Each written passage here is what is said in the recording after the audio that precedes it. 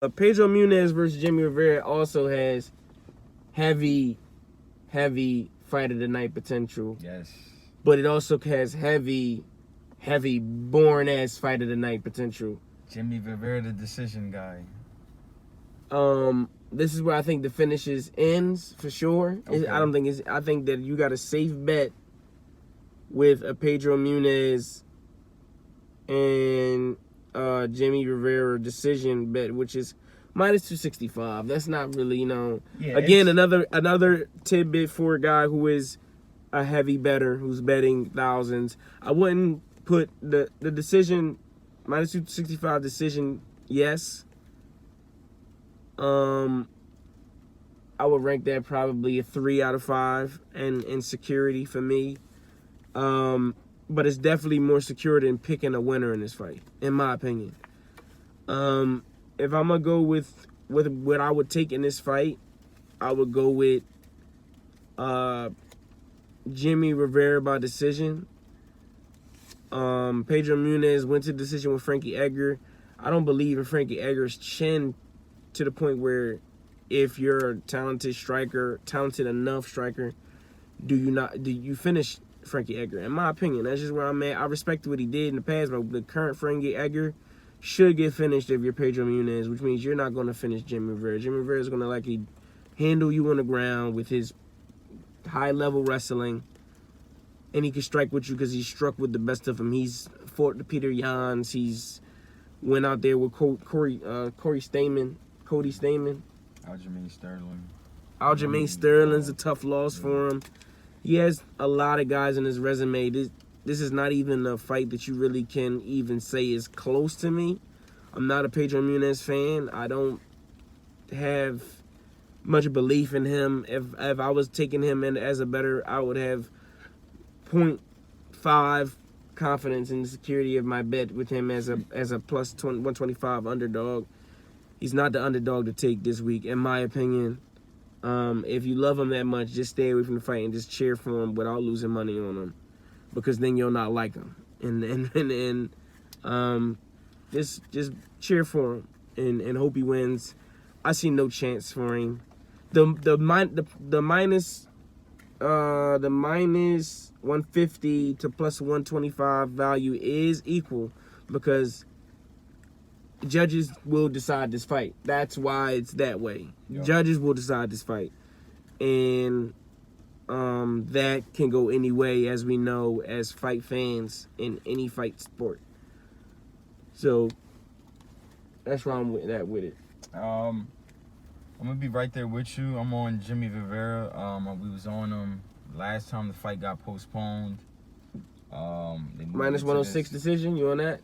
I mean, well, who was the last minus 106? Alex Caceres. That was the last minus 106 we had. Decision.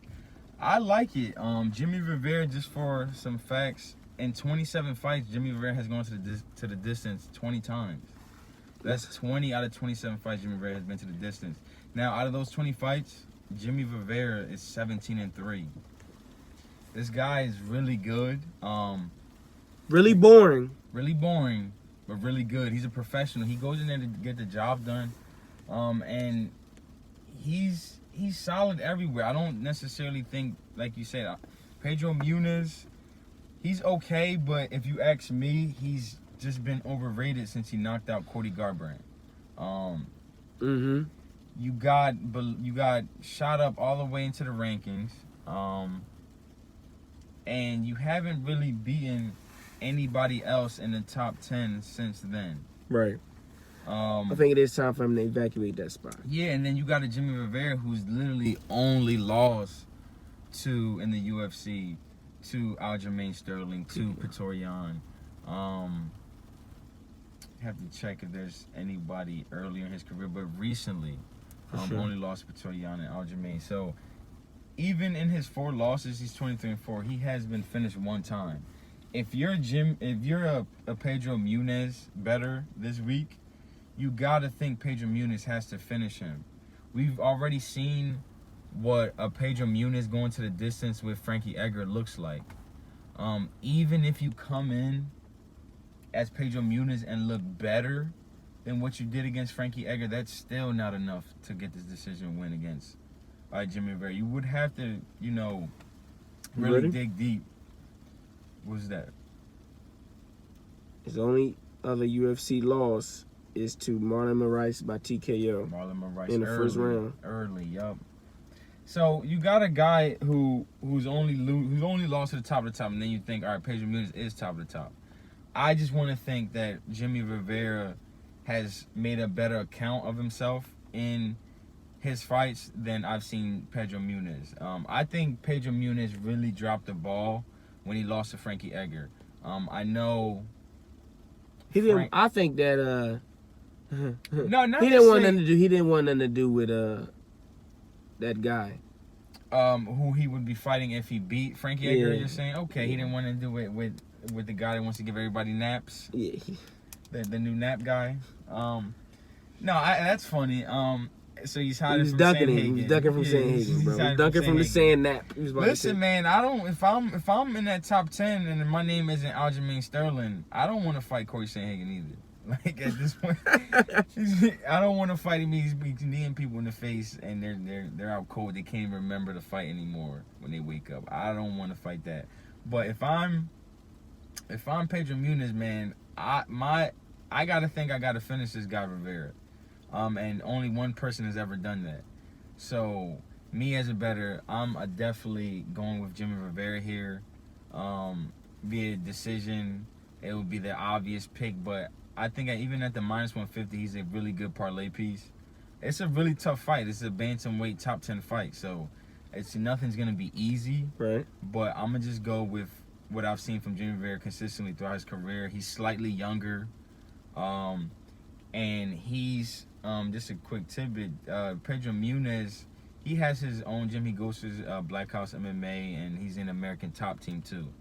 You gotta think American Top Team probably gets a little more of a hold of it, maybe.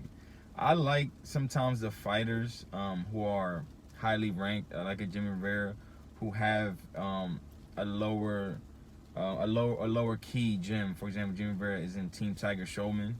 Mm-hmm. And I just like to think sometimes when these high-level guys are at these gyms that aren't as populated, they just get to have more focus on them.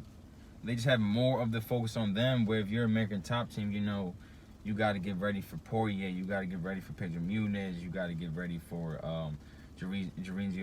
Rozenstriuk, you got to get ready for a lot of these other fighters that you got on your camp. And I know that these guys are fighting at different divisions, so they're different training partners and whatnot. But I just like to think that these fighters, like I said, that are highly ranked and have these low-key gyms are really going, the trainers are probably heavily focused on them and stuff like that. So Jimmy Rivera looked really good at the weigh-ins. Being a bigger guy in there and having that wrestling, I think Jimmy Rivera's the pick here. Like I said, definitely a parlay piece. I think this could be a good situation where you can maybe get Angela Hill and Jimmy Rivera back to back, and I think that's a nice 2 parlay piece. I think these are professionals. That's my pick. And what would you rank it? What would you rate it? I like I said, I've been on this since last time this was scheduled, so it's kind of anxious now. I think I'll give it a 5. Like I said, I would definitely be willing to parlay Rivera and Angela Hill together. I gave you Angela Hill as a 5 at -400. At -150, I'll give you Jimmy Rivera as a 5. I think he handles business here. I think he's more into his prime. I think Pedro Munhoz is more fading out of his prime. I think once Pedro Munhoz loses this fight, he will then bounce back once he gets faced with the proper level of competition. And one may ask, what's the proper level of competition? I think he's more geared towards facing, let's say, a Rafael Asuncao. Maybe can fight Chito Vera, Song Yadong, some of those fighters that maybe rank from 10 to 12, 10 to 15, 10 to 20. I think that's going to be more of his range now as he's aging. He's, like I said, he's 34. So as he ages a little bit, I think his level of competition will need to decrease. And I think Jimmy Rivera is as good as he's ever been. Shoots right up into that conversation again. Right.